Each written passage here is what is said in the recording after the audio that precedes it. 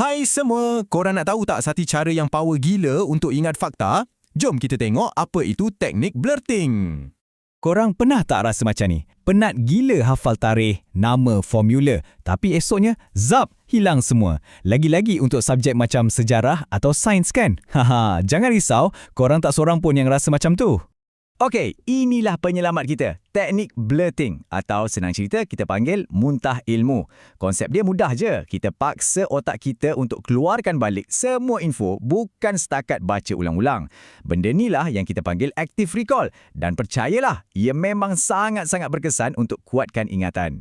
Cara nak buat dia senang sangat. First, baca satu topik. Dah habis? Alright, kedua, tutup semua buku, semua nota. Jangan curi-curi tengok tau. Lepas tu, yang ketiga, ambil kertas kosong dan tulis je semua yang korang ingat. Tak payah risau tulisan macam cakar ayam ke apa. Dan last sekali, buka balik buku and check mana-mana info yang tertinggal tu tambah guna pen warna lain. Barulah nampak jelas kat mana kita lemah kan?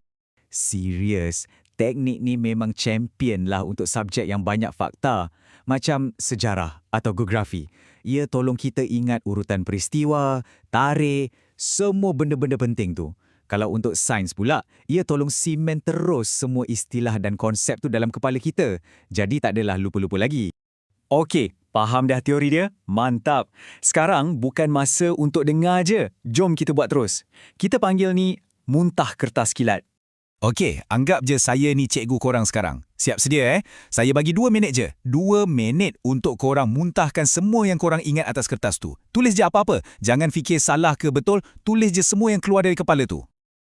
Tunggu apa lagi? Cepat, ambil kertas sekarang, pilih mana-mana satu perenggan je dari buku teks korang dan cuba sekarang muntahkan semua ilmu tu. Seriously, korang akan terkejut tengok hasilnya nanti. Okey, selamat mencuba.